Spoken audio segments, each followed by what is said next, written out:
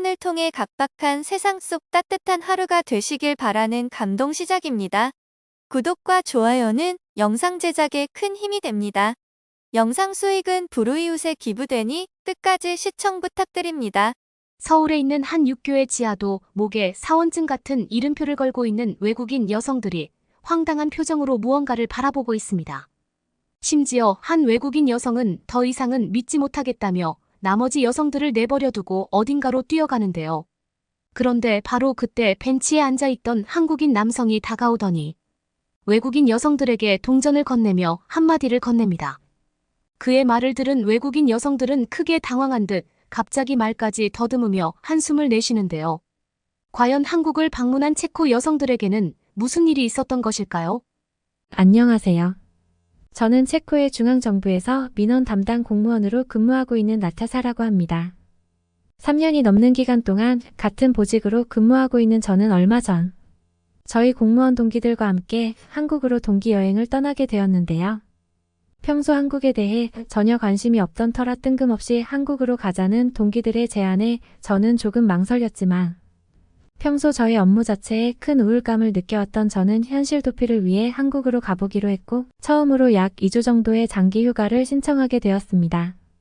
사실 한국이라는 나라의 이름만 들어왔을 뿐 아는 것이 전혀 없었던 저는 한국 여행의 기대 자체를 전혀 하지 않고 있었는데 동기들은 최근 한국으로 여행을 가는 사람들이 많아졌다며 자신들 또한 꼭 한국으로 가보고 싶었다면서 드디어 소원을 이루었다는 호들갑을 떨더군요. 그런데 처음에는 동기들의 그런 행동이 유난스럽다고 생각했지만 인생에서 처음 한국이라는 나라에 도착한 순간 저는 깜짝 놀랄 수밖에 없었습니다. 어째서인지 한국은 선진국이라고 알려진 체코보다 훨씬 쾌적하고 부유한 나라처럼 보였고 공항에 있던 한국인들의 옷차림도 가난한 사람들이라고는 상상할 수 없을 만큼 멋진 사람들이 꽤나 많았는데요.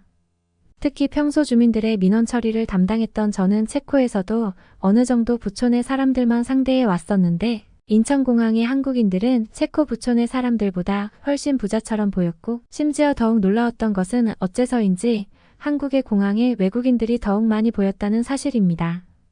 사실 현재 체코의 공항에서는 다른 외국인 관광객들을 보는 것이 다소 힘들 정도로 관광객의 유입 자체가 줄어들어서 중앙정부에서도 큰 위기감을 느끼고 있는데 한국은 이러한 문제가 전혀 없는 듯 정말 많은 외국인들이 자유로운 한국말까지 구사하며 익숙하게 공항을 걷고 있었기 때문인데요.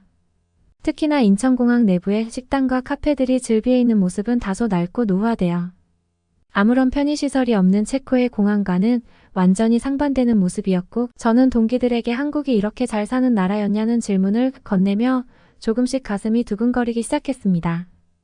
하지만 한국에서의 진짜 놀라움은 따로 있었는데요. 동기들은 한국의 공항에 도착하자마자 가야 될 곳이 있다며 택시를 타고 서울 중심가로 이동하자고 했고 저는 그런 동기들을 따라 나서며 한국의 도시들을 구경하기 바빴습니다. 그런데 잠시 후 택시에서 내리라는 동기들의 말에 차에서 내린 저는 순간 눈앞의 광경을 믿을 수가 없었는데요. 그곳에는 한눈에 봐도 헤어샵처럼 보이는 가게가 있었는데 신기하게도 가게의 문이 아예 열려있던 것은 물론 내부에는 손님들이 가득했기 때문입니다. 일반적으로 체코에서는 헤어샵에서 사용하는 비싼 미용 기기들을 전문적으로 훔쳐가는 시민단체의 도둑들이 있을 정도로 사회적인 문제가 심각해서 저 또한 몇 번이나 도시관리 담당 공무원들과 함께 길거리에 있는 헤어샵들의 운영시간을 조절하거나 기계에 자물쇠를 채우라는 지시를 내린 적이 있었는데 한국의 헤어샵에서는 이러한 모습을 전혀 볼 수 없었는데요.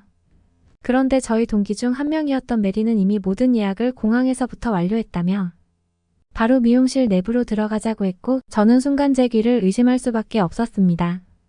저는 메리에게 어떻게 지금 미용실에 도착했는데 예약을 할 수 있었냐며 거짓말을 하지 말라고 했지만 메리는 폭소를 터뜨리면서 체코와 한국은 생활 인프라 시스템 자체가 다르다면서 저에게 갑자기 자신의 휴대폰 화면을 보여주더군요.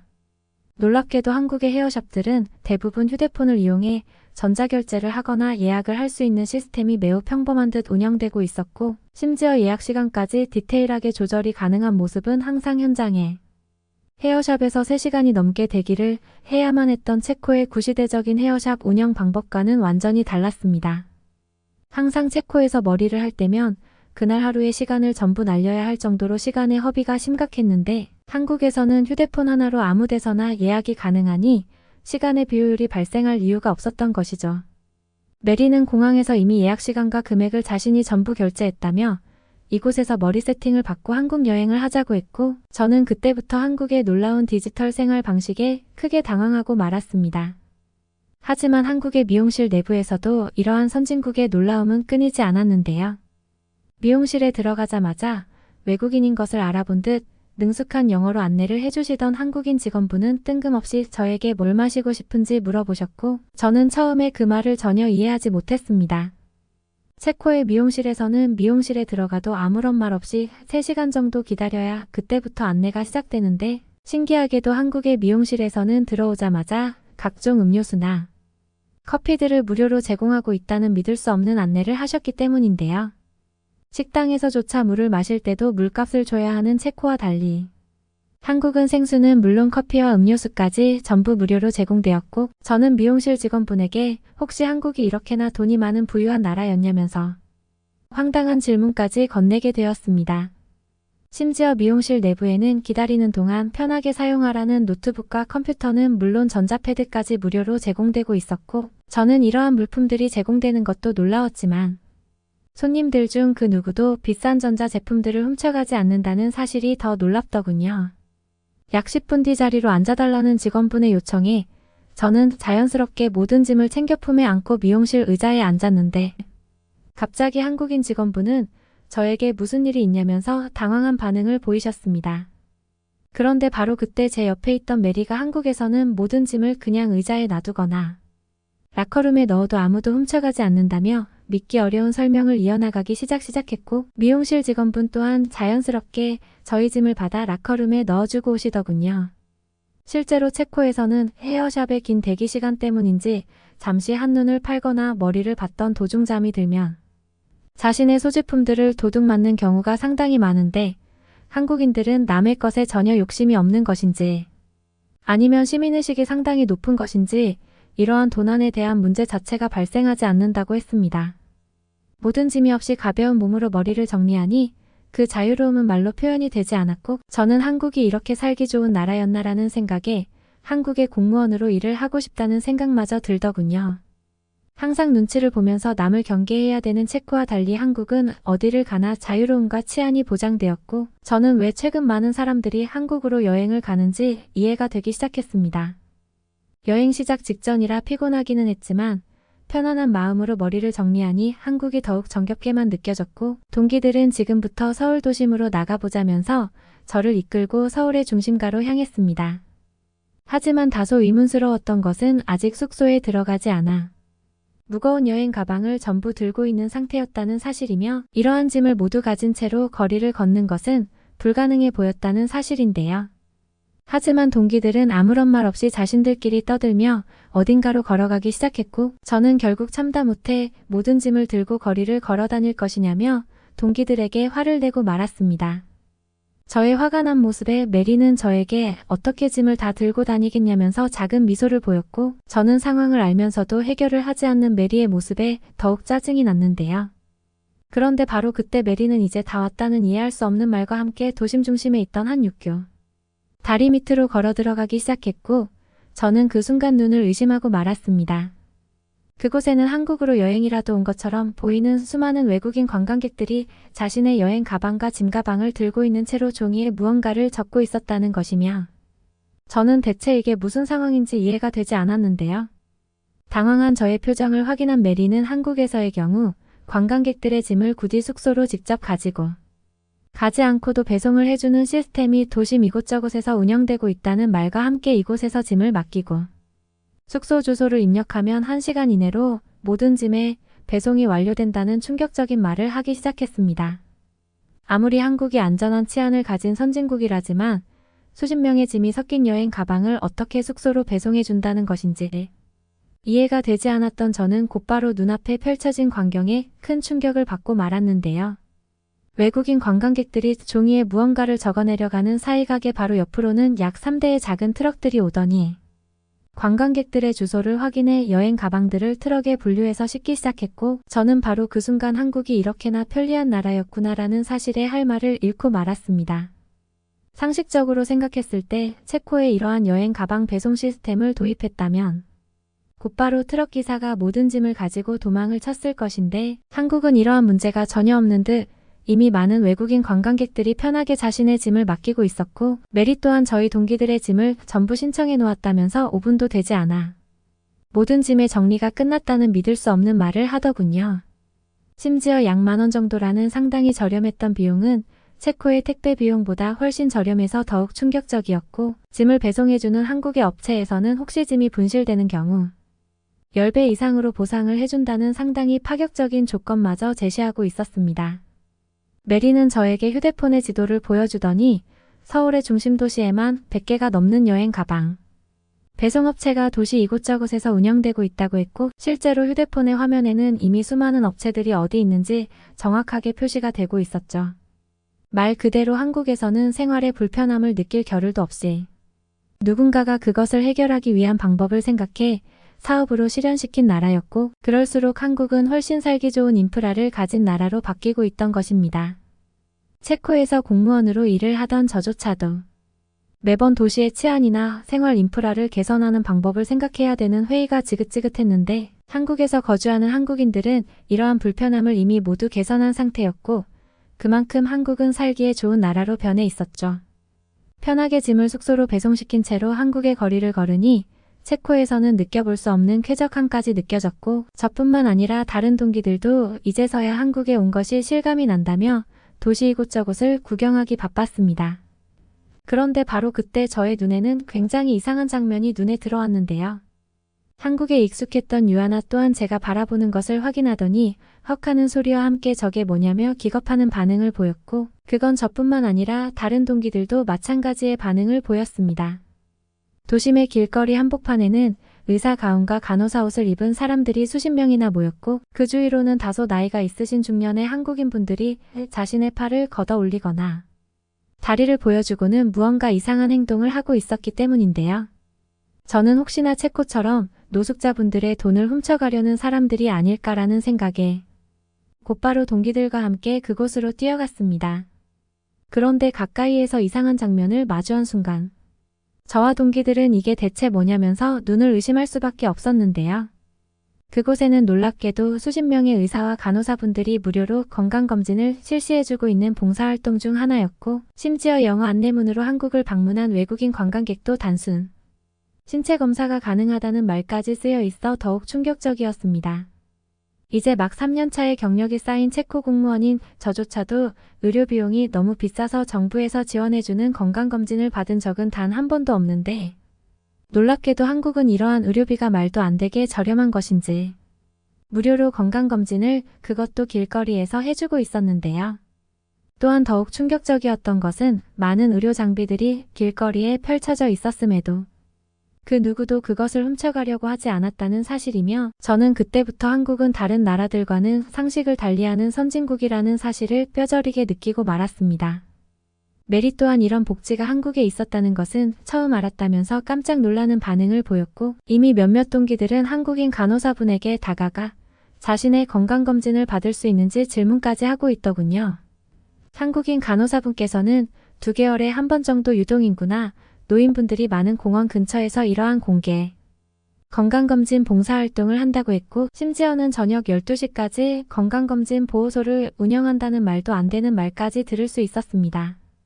체코에서는 저녁 6시만 넘어가면 어린 학생들이나 관광객들은 최대한 길거리를 걷는 것은 자제하라는 단체에 문자 메시지까지 발송할 정도인데, 한국의 밤거리는 체코와는 너무나 상반되는 것처럼 더욱 많은 사람들이 밤에 길거리를 걸어다니고 있었죠. 공원 근처에 있던 건강검진 보호소여서 그런지 한국의 공원도 살펴볼 수 있었는데, 공원과 도시가 적절하게 어울린 서울의 도심은 그 자체로도 너무나 아름다웠습니다. 사실 체코에서는 도심 중앙에 녹지 공간이 있는 경우는 거의 없는데, 한국은 공원은 물론 인공적으로 만든 강까지 아름답게 구성되어 있어서 사람들의 휴식을 이끌어내고 있었고, 저는 이러한 한국의 모습에 그동안 체코 공무원들은 무엇을 한 것이라는 좌절감까지 느껴지더군요. 약 3시간 정도의 서울 길거리를 산책 후 저와 동기들은 한국의 컵라면을 사서 숙소에서 먹어보기로 했고, 놀랍게도 숙소의 호텔에 도착했을 때에는 낮에 신청했던 저희의 짐들이 모두 배송된 상태였습니다. 상상으로만 생각해왔던 인프라 시스템들이 한국에서는 평범한 모습을 보니 저와 동기들은 한국의 편리한 삶의 매력에 더욱더 빠져들었고, 2주 동안의 휴가 기간을 알차게 사용하자면서 저마다의 한국 여행 루트를 계획하고 있는데요. 심지어 저희가 한국에서 겪은 인프라 시스템이나 생활 편의시설들을 SNS에 올리니 수많은 체코 공무원 동기들로부터 한국은 저게 가능하냐면서 질문들이 왔고, 저는 동기들의 질문에 직접 그것을 사용해본 후기와 사진을 보내주며 알 수 없는 뿌듯함까지 느끼게 되었습니다. 한국이라는 나라를 여행하는 것만으로도 알 수 없는 자부심이 생겨났기에 저는 심지어 한국으로 실제 이민을 와서 살면 어떤 기분이 들까라는 생각에 한국으로의 이민을 진지하게 고민하게 되었죠. 아직 약 2주라는 한국에서의 휴가 기간이 남은 지금, 저와 동기들은 별다른 계획 없이 그저 한국인들의 평범한 삶을 느끼며 따라해보기로 했습니다. 한국인들의 삶 자체가 체코에서 태어난 저희에게는 모든 것이 특별하기에 앞으로의 한국 여행이 기대되기만 하네요.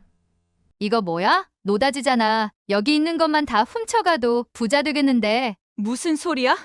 이거 가져가라고 광고하는 거 아니거든. 한국 사람들 바보 같아 귀중품을 이런 식으로 관리한다고. 한국 사람들이 바보인 게 아니라 이탈리아가 잘못된 거 아닐까? 안녕하세요. 저는 이탈리아에서 평범한 회사원으로 근무 중인 모네입니다. 저는 최근에 한국에 다녀오고 나서 많은 생각이 바뀌는 계기가 되었어요. 사실 그동안 아시아라고 하면 그저 그런 시민의식, 그저 그런 공공질서를 가진 사람들이라고 생각했어요.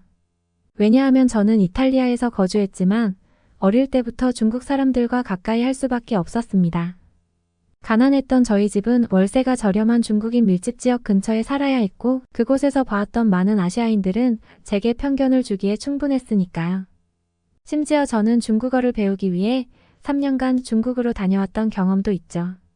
없는 형편에 겨우 짠해서 갔던 중국이지만 결국에는 중국의 실체를 보고, 더 정확히는 아시아의 실망을 많이 해서 지금은 중국을 포함한 아시아 국가와 전혀 관련 없는 직종에서 근무하고 있기도 하고요. 중국에서의 경험은 정말 나빴습니다. 길 가다가 사람의 똥을 밟아본 적 있으신가요? 저는 2번 정도 있거든요. 개똥을 밟는 것과는 차원이 다른 기분 나쁜 감정이 밀려옵니다. 질서 없는 모습은 당연한 것이고 그것들을 개선할 의지 같은 것은 전혀 없어요. 영국보다 수십 배 많은 인구를 자랑했던 중국이 처참히 영국에게 짓밟혔던 역사를 생각해보면 이게 과연 말이 되는 일인가? 유럽이 정말 대단했구나라는 생각을 가졌던 저에게 중국에서의 경험은 영국이 대단한 게 아니라 중국이 참 못했다는 생각마저 들게 했으니까요. 이것들 말고도 살면서 겪은 수많은 나쁜 경험들 때문에 기껏 중국어를 배웠음에도 불구하고 제가 중국을 포함한 아시아 국가들과 관련된 일을 하지 않겠다고 다짐하기에는 너무나 충분했죠. 사람들은 중국과 다른 아시아 국가들과는 분명히 다르다는 말들을 하지만 지리적으로 딱 붙어있는 나라들인데 달라봤자 거기서 거기라는 생각이 들 수밖에 없으니까요. 유럽인인 제가 봐도 독일과 이탈리아가 다르다고 하지만 결국 같은 유럽권 문화라 거기서 거기거든요. 물론 분명히 다르기는 하지만 유럽 이외 지역에 사는 사람들이 보기에는 유럽은 다 비슷하다는 생각을 가지고 있는 것과 같잖아요. 저도 단순하게 그런 생각을 가지고 있었죠. 중국에서 살았던 경험이 있던 저는 아시아인처럼 행동하려고 했습니다. 저는 중국에서 했던 행동 그대로 한국행 비행기에서 똑같이 행동했고 한국 사람들에게 저는 일종의 요주의 인물로 찍혔거든요. 화장실에 먼저 가겠다고 새치기에서 들어갔던 일. 하지만 한국 사람들은 제가 정말 급해서 그런가 보다 이해해 주었고 기내식을 받을 때에도 승무원이 옆자리 승객에게 메뉴를 먼저 물어봤으나 중국 비행기에서의 습관처럼 내가 먼저 먹겠다는 생각으로 내가 먼저 메뉴를 말해버렸고 옆에 한국 사람은 저에게 먼저 음식을 주라며 양보하기도 했고요. 굉장히 신뢰되는 행동을 했습니다. 한국 사람들은 제가 정상이 아닌 사람인 것으로 생각하고 그 뒤로는 저를 상종하지 않으려고 했었고요. 돌이켜보면 아주 창피한 경험이죠. 그리고 제가 한국에 방문한 목적은 한국인과 결혼하겠다며 한국의 살림을 차려버린 친구와 만나기 위해서였죠. 한국인 남자와 결혼하겠다는 친구에게 미친 거 아니냐며 화를 내기도 했어요. 그 친구의 초청으로 한국에 다녀오기 전까지 그 생각은 바뀌지 않았던 것도 사실입니다. 하지만 이제는 전혀 그렇지 않습니다. 한국에 거주하면서 중국과는 정반대의 경험들을 많이 했어요. 그 중에 가장 기억에 남는 일은 한국의 지역 축제에 다녀왔던 일이에요. 친구는 경기도 과천에서 살고 있어요. 남편은 대기업에 다닌다고 했고 급여도 괜찮은 수준이라고 했습니다. 그리고 부동산 투자를 위해 과천에 거주하며 살고 있다고 하더군요. 불필요하게 방이 3개나 있는 집이라서 제가 남은 방에 한 달간 신세를 지게 되었고 생전 처음 대화해보는 친구의 남편 한국인과 많이 대화하게 되며 정말 한국 사람들은 생각도 건강하고 바르다고 느끼게 되었죠. 하지만 한국 사람 한 명과 대화해봤다고 해서 다른 사람들도 이렇게 건강한 생각을 가지고 있다고 확신하지는 않았습니다. 친구의 남편은 나름대로 한국에서 높은 소득을 올리는 사람이었고 그리고 중국에서도 정말 괜찮은 사람도 있기는 했으니까요. 오히려 경계를 푸는 것에 대해서 더 조심했습니다. 하지만 친구 집에서 지내며 한국을 경험해 볼수록 중국과는 다르다는 것을 느끼게 되었습니다. 그냥 지내다 보면 알 수 있는 그런 것들 있잖아요. 어쩌면 이번 기회에 아시아에 대한 편견이 깨질 수도 있겠다는 느낌도 받았습니다. 그리고 가을을 맞이해서 한국에서는 수많은 축제들이 열린다고 했어요. 여기가 중국이었다면 축제를 한다고 하면 밤새 시끄럽게 폭죽을 터뜨리겠구나 생각하면서 귀마개를 준비했겠지만 한국에서는 그러지 않았습니다. 그렇게 몰상식한 행동을 문화라는 좋은 말로 포장할 사람들은 아니라는 생각이 들었거든요. 그동안 코로나 때문에 가을 축제가 없다시피 했는데 이제는 많은 사람들이 축제를 즐기는 것에 문제가 없고 더 이상 코로나를 무서워하지 않는다고 해요. 대부분의 한국 사람들은 아주 강력했던 코로나 바이러스 델타 버전에 감염되지 않았다고 합니다. 거의 계절 독감처럼 변해버려 치명률이 많이 내려갔던 오미크론에 감염된 사람들이 대부분이라고 합니다. 한국 사람들은 인구 대비 가장 적은 코로나 바이러스 델타 감염 비율을 보였습니다. 한국의 시스템이 이루어낸 성과고 덕분에 가장 건강하게 팬데믹을 이겨낸 나라죠. 그만큼 무엇을 하든지 체계적이고 완벽한 시스템 구축을 위해 노력하고 있다고 하는데요. 유럽보다 더 훌륭한 대처를 했었던 그런 한국 사람들이 꾸며놓은 지역 축제가 어떤지 보게 되는 좋은 기회를 잡았습니다. 과천에는 9월 22일부터 24일까지 3일에 걸쳐서 넓은 공터에서 축제를 개최했습니다. 평소에는 비어있는 곳인데 무대를 장식하고 각종 테이블들이 들어오고 아직 축제가 시작하지 않았음에도 불구하고 주변을 산책하다 보면 정말 열심히 축제 준비를 하고 있는 모습이었습니다. 그리고 한국의 유명 가수들도 많이 온다고 했어요. 저는 한국 가수들을 잘 모르지만 친구는 한국 가수들을 잘 아는 편이라서 아주 기대가 된다고 하더군요. 저는 이미 한국의 비행기에서 중국인처럼 행동했고 반면에 한국 사람들은 중국인들처럼 행동하지 않았기 때문에 이번 지역 축제를 즐기면서 한국 사람들이 가지고 있는 공공질서나 시민의식이 어떤지 궁금해지기도 했던 상태입니다. 비행기에서 이미 한국 사람들한테 또라이로 찍혀버린 저는 이번 지역 축제를 관람하며 이번에야말로 또라이가 되지 않겠다고 생각했습니다. 축제 첫날이 열리고 낮부터 다양한 행사, 다양한 경품 추첨 등 많은 업체에서 나와서 축제장의 분위기를 띄우고 있었어요. 공연도 많이 하고 지역 주민들이 참여하는 장기자랑도 열렸습니다. 그리고 일단 놀랐던 점은 모두가 다 질서정연하게 줄을 서서 그 행사에 참여하기 위해 기다리고 있었습니다. 좋은 경품을 주는데도 불구하고 내가 먼저 하겠다고 끼어들거나 새치기 하는 사람들은 아예 볼 수 없었어요. 중국이었다면 말을 안 해도 어떤 결말을 맞이했을지 잘 아시리라 생각됩니다. 그리고 더 놀란 점이 있는데요. 저녁 초대 가수들의 무대를 위해서 대형 야외 무대와 그 앞에 수많은 의자들이 설치되었습니다. 플라스틱 간이 의자로 한국의 편의점에서 볼 수 있는 그런 평범한 회색의 의자였습니다. 아직 저녁 가수들의 공연까지 한참 남았지만 그 자리에 앉아서 자리를 차지하고 있는 사람들이 보였어요. 지정석이 아니라 누구나 무료로 참여할 수 있는 지역 행사이기 때문에 이런 장면은 한국뿐만 아니라 이탈리아에서도 흔히 볼 수 있는 광경이죠. 먼저 온 사람이 더 좋은 자리를 차지한다라는 간단하고 명료한 방식입니다. 그리고 무대 앞 중앙, 그리고 무대와 가까울수록 가수들을 더 잘 볼 수 있고 기대할 수 있는 음향도 좋기 때문에 좋은 자리 차지를 위한 경쟁은 치열했습니다. 그런데 많은 사람들은 자리에 앉아 있다가 각자 소지품을 하나씩 그 의자 위에 올려두기 시작했어요. 그리고 자리를 떠났습니다. 저는 경악을 금치 못했어요.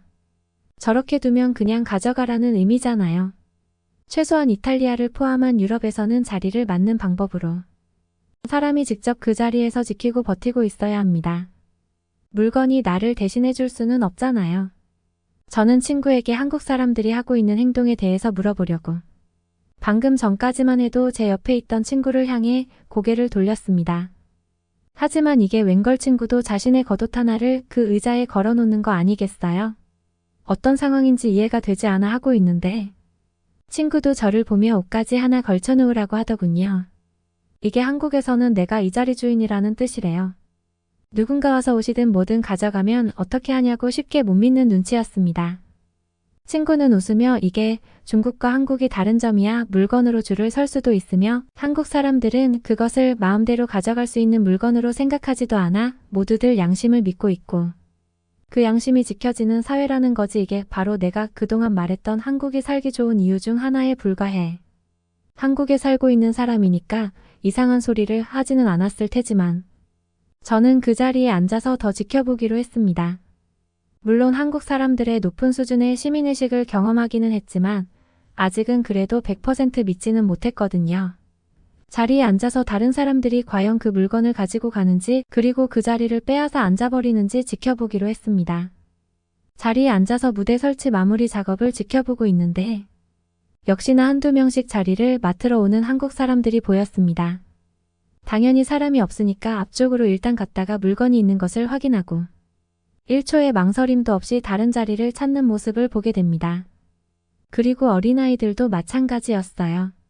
어린아이들은 아무래도 지켜야 할 시민의식이나 양심과 같은 개념을 모를 때잖아요. 하지만 어린아이들도 마찬가지로 자기가 들고 있던 사탕을 빈자리에 놓는 방식으로 자리를 정해놓고 다른 사람들이 걸어놓은 옷가지나 소지품을 일체 건드리지 않았습니다.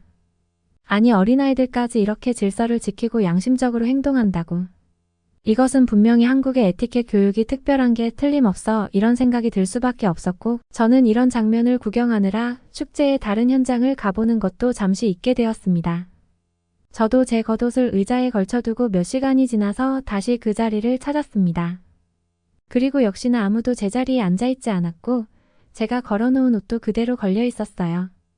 덕분에 친구 집에서 편하게 쉬다가 가수들의 공연을 매우 가까이서 볼 수 있었습니다. 그렇게 축제 첫날을 즐기고 축제의 마지막 날 다시 그 축제 현장을 찾게 되었는데요. 토요일과 일요일 오전에는 따로 예약해둔 관광지를 가봐야 하느라 그곳에 갔다가 저녁에 대형 가수 한 명이 온다고 하더군요. 저와 친구는 오후 4시쯤 그 축제 현장을 다시 찾았고 역시나 이번에도 모든 좌석에 한국 사람들의 소지품이 자리를 지키고 있었습니다. 할 수 없이 자리를 맡는 것은 실패하고 나중에 공연장 밖에서라도 관람하자며 일단 집으로 돌아갔죠. 친구 집에 가서 잠시 휴식을 취하다가 돗자리를 가지고 와서 관람석 밖에 깔아놓고 소리라도 즐기자고 하고 있었습니다. 그리고 저는 한 번의 충격을 더 받게 됩니다.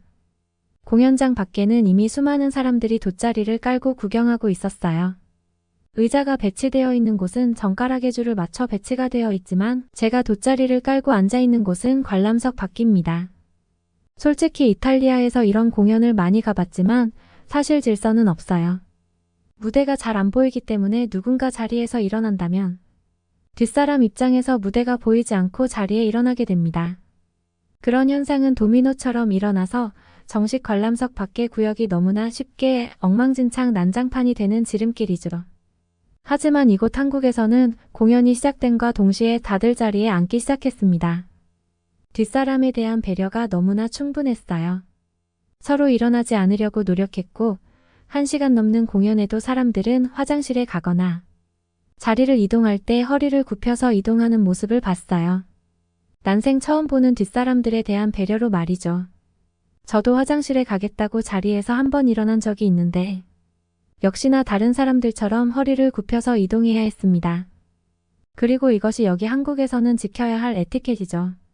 여기가 이탈리아였다면 사람들이 이렇게 앉아있지도 않았겠지만 생전 처음 보는 남을 위해 배려를 하면서 불편하게 허리를 굽혀서 이동하지도 않았을 거예요. 이것은 중국이어도 마찬가지였겠죠. 저는 한국이라는 나라가 정말 시민의식이 뛰어나고 함부로 볼 나라가 아니라는 것을 알았어요. 그리고 돌이켜보니 한국의 지역 축제에 오랜 시간 체류했음에도 불구하고 소란스러워지거나 누군가 큰 소리로 싸우는 소리를 단 한 번도 듣지 못했습니다. 사실 이런 축제에서는 누군가 술에 취해 지켜야 할 선을 넘어서 다른 사람들과 마찰이 빈번하게 일어나고 꼭 경찰들이 많이 배치되어야 하거든요. 중국에서도 당연히 그랬죠. 하지만 한국에서는 교통통제만을 위한 경찰들만 있었을 뿐 행사장 내 소란을 막기 위한 경찰은 보이지 않았습니다. 그리고 유럽에서도 이런 축제가 있으면 늘 소란이 생겨서 많은 사람들이 축제 기분을 망치고는 하는데 한국에서는 행사장 내 질서 유지를 위한 경찰이 없어도 그런 일 따위는 일어나지 않았어요. 그만큼 다들 축제를 즐겁게 즐기고 있다는 반증 아닐까 싶었습니다. 게다가 한국 사람들은 마지막까지 정말 좋은 매너를 보여주었습니다. 공연이 끝나고 많은 사람들이 자신이 앉아 있었던 자리를 정리하기 시작했습니다. 쓰레기를 그냥 두고 가는 사람은 보이지 않았어요. 이런 축제 현장은 늘 쓰레기장이 되고는 하는데 한국 사람들은 돗자리를 깔고 앉아 먹을 것도 즐기고 마실 것도 즐기고 그리고 그로 인해 생긴 쓰레기를 빠짐없이 챙겨서 자리에서 일어났습니다. 서로 먼저 나가겠다고 하는 이기적인 모습은 없었고 때문에 수많은 사람들이 축제 현장을 빠져나갈 때에도 그 어떤 혼란 또한 없었습니다. 한국 사람들이 공연이나 축제를 즐기는 자세를 다른 나라 사람들이 배워야 할 것 같다는 생각이 들었어요. 이런 한국 사람들 틈에 있으니 중국에서 배웠던 행동들과 아시아 사람들이라면 당연히 몰상식하고 이기적일 것이라고 생각했던 게 부끄러워졌거든요. 저 역시 이번 계기로 한국 사람들에 대한 이미지가 완전히 바뀌는 경험이 되었습니다. 그리고 더 이상 한국과 중국을 똑같이 생각하지 않아요. 많은 사람들이 범하는 오류 중에 한국이나 중국이나 똑같은 아시아라고 생각해서 중국에서 겪었던 경험을 그대로 한국에 대입하는 경우가 있어요. 그리고 실제로 그런 말을 한다고 해서 누가 잘못되었다고 이야기해주지도 않으니까요. 하지만 자신있게 말할 수 있습니다. 높은 시민의식을 경험해보고 싶으면 한국을 경험해보라고요. 그리고 중국을 경험한 수많은 유럽인들은 생각의 전환이 필요하다고 느낄 거예요. 어쩜 이렇게 딱 붙어있는 나라인데 이렇게 다를 수 있는지를요. 한때나마 한국도 중국과 똑같은 거라고 생각했던 저를 반성하게 되었습니다. 그리고 저는 한국어를 본격적으로 배워볼까 합니다. 아주 먼 동쪽의 나라의 문화를 배워보고 싶거든요. 안녕하세요. 저는 네덜란드에서 살고 있는 글로리입니다. 제가 지금부터 들려드릴 사연은 한국 축제에 갔다가 겪은 놀라운 일들에 관한 것인데요. 네덜란드에서 축제 기획자로 일하고 있는 저는 세계 곳곳을 돌아다니며 축제를 체험하고 분석하는 업무를 담당하고 있습니다. 그러던 중 상사의 추천으로 올해 처음으로 한국이라는 나라에 방문하게 되었습니다. 전 세계에는 많은 축제를 열고 있지만 그중 한국이라는 나라는 특색이 없고 볼품없는 나라라고 생각했고 제 주변 친구들도 직접 방문해보니 별로라고 했던 게 기억에 남아서 가고 싶지 않았습니다. 제가 가장 좋아하는 축제는 일본의 눈꽃 축제고 일본의 눈꽃 축제만큼 아름다운 축제는 없다고 생각하면서 살아왔죠. 요즘 뜨고 있는 나라라면서 모르면 뒤처지는 수준이라는 말을 들었고 마침 축제 아이템을 찾던 저는 제 아이와 함께 한국으로 가게 되었습니다. 한국은 생각보다 더 발전하고 세련된 나라더라고요. 제가 생각한 것보다 다인종이 살아가는 나라였고 외국인 관광객이 많은 나라이기도 했습니다. 한국을 대표하는 인천공항에는 수많은 외국인으로 붐볐습니다. 낯설고 신기했습니다. 한국에 이렇게 많은 관광객이 머물고 있다는 사실이 놀라웠어요. 버스를 기다리는데 저 같은 외국인들이 향하는 목적지가 다르다는 걸 알았습니다. 모두 서울행 지하철을 탈 줄 알았는데 그게 아니더라고요. 외국인들은 생소한 이름의 지방으로도 많이 향했어요. 놀라운 건 한국 사람들이 모두 줄을 서서 버스를 탔다는 사실입니다. 그 버스를 타려는 사람들로 북적였는데 새치기를 하는 사람 없이 줄을 서서 얌전히 기다리고 있었어요. 오히려 외국인들로 보이는 사람들이 자기들이 먼저 타겠다고 신호를 보내거나 말을 못 알아듣는 척하면서 끼어들려고 하는 게 눈에 다 보였습니다. 그게 너무 불편하고 답답했습니다. 일본에서는 이런 경험을 한 적이 없었기 때문이에요. 일본이라는 나라가 워낙 질서 있고 그걸 중요시하는 예의 바른 나라이다 보니까 일본을 방문한 외국인들도 눈치껏 행동하고는 했거든요. 하지만 한국에 있는 외국인들은 그런 개념조차 없는 것인지 자기 먼저 타겠다고 서로 난리인 게 아니겠어요. 그때보다 못한 한 한국인 청년이 나서서 상황을 정리하기 시작했습니다. 어차피 표가 있어야 탈 수 있다고 영어로 또박또박 말을 하더라고요. 그 청년 덕분에 미리 예매를 한 제 아들과 저는 안전히 버스에 탈 수 있었습니다. 한국인 청년에게 고맙다고 말을 하자 한국인 청년은 제 아이에게 오히려 사탕을 들려줬습니다. 멀미가 나을지도 모른다면서요. 그 청년 덕분에 한국에 대한 첫인상이 아주 좋아질 수밖에 없었죠. 저와 아들이 도착한 곳은 한국의 한 지방이었습니다. 그곳에서 열리는 반딧불 축제는 매년 가을을 장식하는 축제 중 하나라고 하더라고요.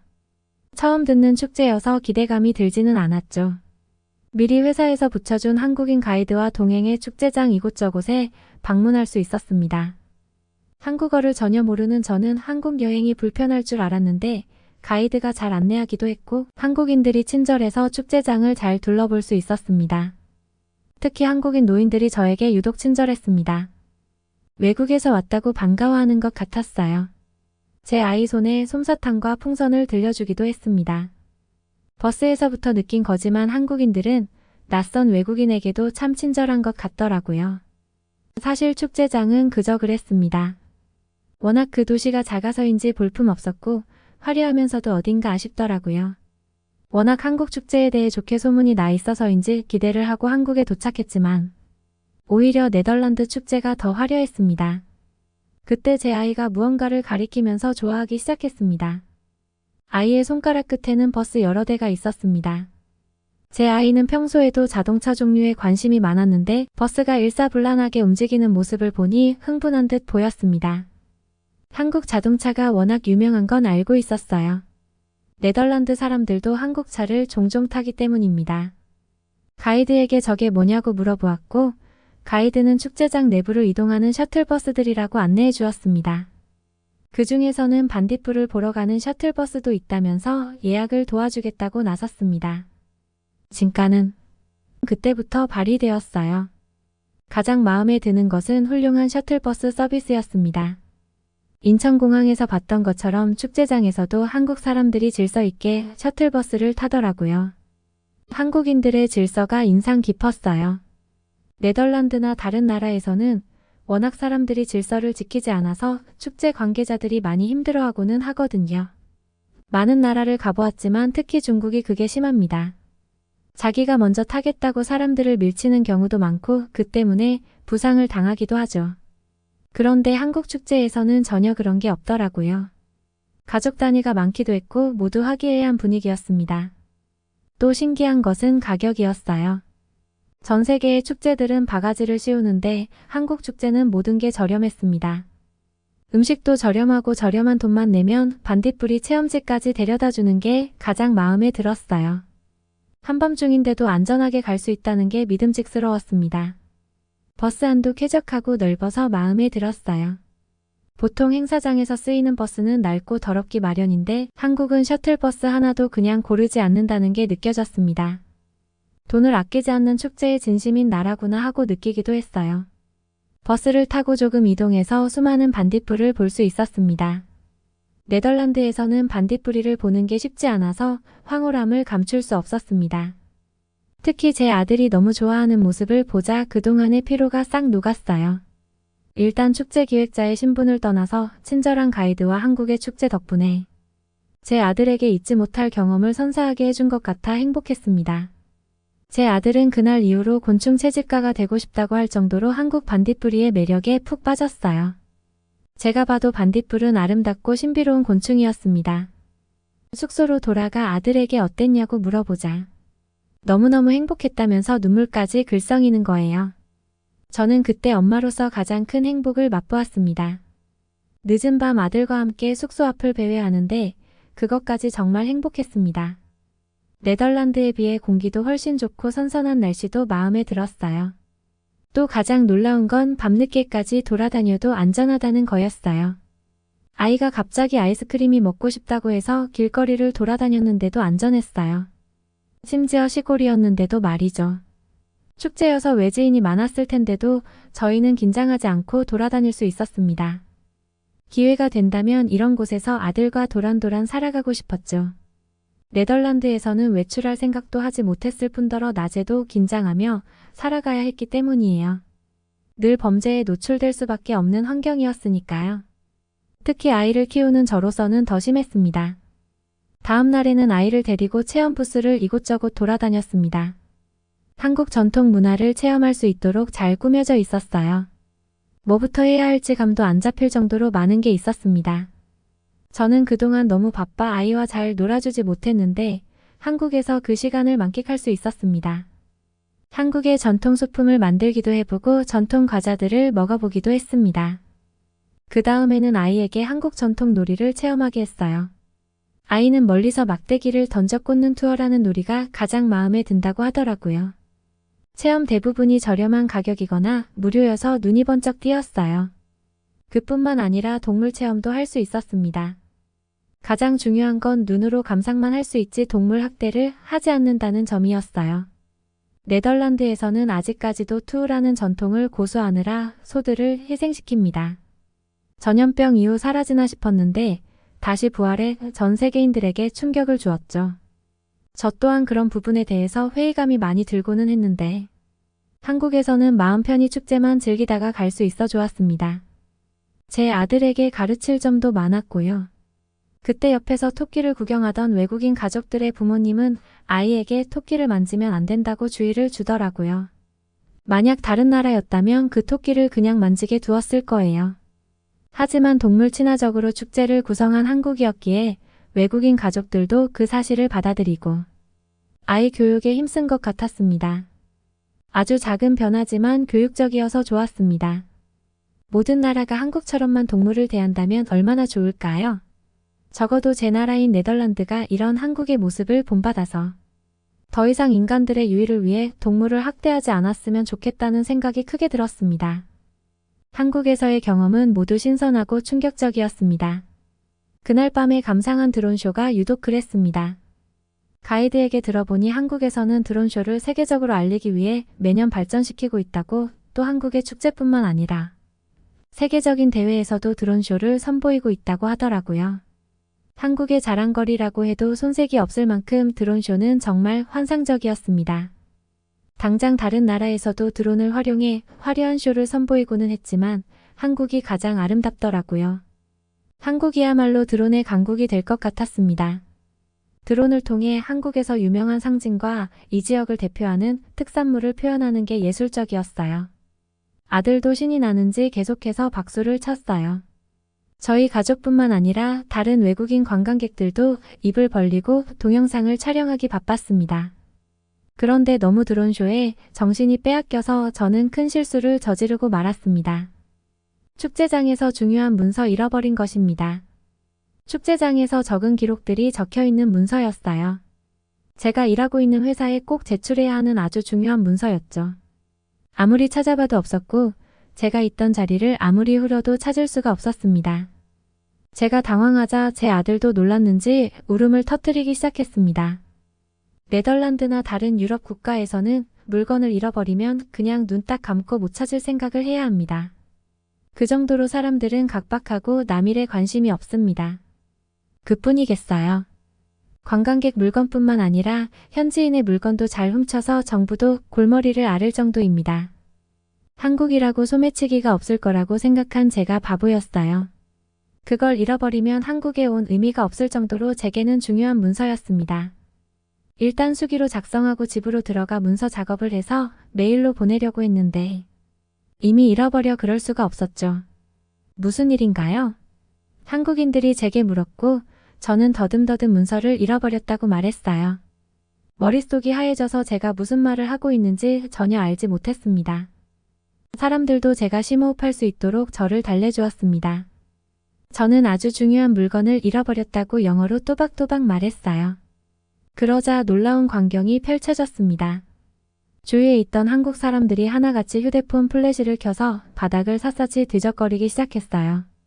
저는 멍하니 그 모습을 바라만 보다가 저도 휴대폰 플래시를 켜서 문서가 떨어지지는 않았는지 수색했어요. 손발이 덜덜 떨렸지만 그래도 저를 돕는 이들이 많아서 조금은 안심이 되었습니다. 낯선 나라에서 분실 사고가 발생해서 심적으로 더 힘들었던 건데 이름도 모르는 낯선 사람들이 저를 위해 한마음 한뜻으로 물건을 찾고 있다는 생각에 안도감이 들더라고요. 사실 물건을 찾고 싶은 마음이 컸지만 이렇게 모든 사람이 도와줬는데도 찾지 못한다면 운명에 맡기기로 했습니다. 문서 여기 있어요. 그때 한 한국인이 영어로 소리쳤습니다. 달려가 보니 그가 쥐고 있는 건 제 문서가 맞았습니다. 갈색 봉투요. 한국 사람들이 아니었으면 저는 남은 일정을 전부 망쳤을지도 몰라요. 저는 그들에게 고개 숙여서 너무 고맙다고 인사를 했습니다. 그러자 그들이 박수를 쳐주기 시작했어요. 그 어디에서도 겪은 적 없는 따뜻함이었습니다. 인종과 국적을 떠나서 모두가 하나됨을 느꼈어요. 정말 그 감정은 다시 생각해도 황홀합니다. 그 지역에 머물며 하나도 빠짐없이 적었습니다. 노약자와 외국인에게 얼마나 친절한지에 대해서요. 특히 외국어를 모르는 노인들도 저와 제 아들, 그리고 다른 외국인들에게 손짓 발짓 섞어가며 대화를 하려고 애썼습니다. 그 모습이 정말 사랑스러워 보이더라고요. 저는 그 축제 현장에서 더 열심히 취재를 하고 기록했습니다. 네덜란드로 돌아가 한국 축제에서 배운 것을 적기 위함도 있었지만 한국의 장점을 해외 기사를 작성하는 기자들에게 제보할까 생각도 했어요. 그만큼 한국 축제는 아주 잘 진행이 되었습니다. 한국에 머무를수록 한국에 대한 호감도가 점점 올라갔습니다. 10월에는 세계적인 불꽃 축제가 열린다고 해서 출장 일정을 연장해 한국에 머무르기로 했죠. 아들도 제 결정을 듣고는 너무 좋아했어요. 불꽃 축제에 가보니까 규모가 상상 이상이더라고요. 지방 도시에서 봤던 규모는 비교할 수도 없을 만큼 컸습니다. 그만큼 사람들이 엄청 많았어요. 어떻게 이만큼의 사람이 불러 모을 수 있었는지 궁금해졌습니다. 불꽃 축제가 시작되자 그 이유를 알겠더라고요. 말문이 막힐 만큼 아름다웠습니다. 음악과 함께 불꽃이 일렁이는데 제 마음도 함께 움직였습니다. 그만큼 아름다웠죠. 불꽃 축제는 순식간에 끝났고 그 다음이 문제였습니다. 축제 현장에는 아주 많은 사람이 있었거든요. 수많은 인파가 한꺼번에 빠져나가면서 혹시 부상자가 생기는 건 아닐지 걱정했는데 다행히도 질서 있게 나가는 모습에 깜짝 놀랐습니다. 그 와중에도 몇몇 시민은 바닥에 떨어진 쓰레기를 줍고 있었어요. 많은 사람이 머물다가 가서인지 쓰레기가 꽤 많았는데 사람들은 청소를 하더라고요. 저는 그 모습에 너무나도 큰 감동을 받았습니다. 축제 현장에서 이렇게 자발적으로 나서서 쓰레기를 줍는 나라는 처음 봤거든요. 다들 아시겠지만 축제 현장에서는 대부분 봉사자나 직원을 쓰지 시민들이 나서지는 않아요. 그런데 한국인들은 달랐습니다. 심지어는 걸려서 넘어진 부상자가 생기자 시민들이 나서서 그 부상자를 도왔습니다. 혹시라도 큰 사고가 발생할까봐 방지하는 것 같았어요. 너무나도 감동적이었어요. 저는 어떤 나라의 축제에 가든 항상 사람에 치여서 다니고는 했습니다. 유명한 나라의 유명한 축제일수록 항상 현지인들이 불친절했죠. 폭행이나 시비에 휘말린 경험도 많고 누가 봐도 외국인인 저에게 인종차별을 하는 경우도 아주 많았습니다. 그뿐만 아니라 관계자 신분으로 이름표를 달고 축제를 구경해도 소매치기를 당한 적도 있었으니까요. 하지만 한국 축제 현장에서는 좋은 경험만 안고 갈 수 있어 행복했습니다. 제 아들은 한국을 떠나는 마지막 날까지 한국에서 더 있다가 가고 싶다고 칭얼댔습니다. 한국 형들과 누나들이 자기에게 친절했다고 하면서 더 놀고 싶다고 했어요. 하지만 네덜란드로 돌아가 보고도 해야 했고 일을 해야 했기에 더 일정을 늘릴 수는 없었습니다. 아들에게 그런 사실을 고하자 너무 아쉬워하더라고요. 나중에 한국에서 축제가 열리면 그때 또 오자. 아들의 손을 꼭 잡고 말하자 아들도 너무 좋다면서 고개를 끄덕였습니다. 아이를 달래려고 그냥 한 말은 아니고 정말로 다시 한국에 방문할 생각이 있었어요. 축제가 아니더라도 도시 이곳저곳을 관광하며 한국의 아름다움을 느끼고 싶었죠. 짐을 챙기는데 저도 네덜란드로 돌아가고 싶지 않았습니다. 일정만 없었더라면 더 눌러앉고 싶더라고요. 그 아쉬운 마음은 비행기가 이륙한 후에도 계속됐습니다. 아쉬운 마음에 비행기 안에서 야경만 바라보았어요. 저는 한국에서 겪은 모든 순간을 잊지 못할 것 같습니다. 한국인들은 다 함께 나서서 다른 사람들을 돕고 쓰레기를 줍고 축제 분위기를 더욱 따뜻하게 만들었어요. 물론 시민의식이 꽝인 사람들도 있었겠죠. 어디를 가나 그런 사람이 존재하는 법이니까요. 하지만 그만큼 나서서 정리정돈하고 주변을 살피는 한국인들도 많았다는 게 감동으로 다가왔습니다. 다른 나라의 많은 사람들이 한국 축제 현장에 방문해 그들의 정과 독특한 문화를 체험했으면 좋겠어요. 널리 알리기 위해 저도 노력하겠습니다. 여러분은 어떻게 보셨나요? 응원과 격려의 한마디씩을 댓글로 남겨주시기 바랍니다. 사연자분께 전달해 드리겠습니다. 저희 감동 시작은 실제 사연 제보를 받고 있습니다. 채택되신 분께는 선물도 드리고 있습니다. 저희의 사연이 여러분의 하루에 작은 힘이 될 수 있었으면 좋겠습니다. 감동적인 사연을 주변 사람들에게 공유하고 함께 이야기 나눠보세요. 끝까지 시청해주셔서 감사합니다. 더욱더 좋은 영상으로 찾아뵙겠습니다.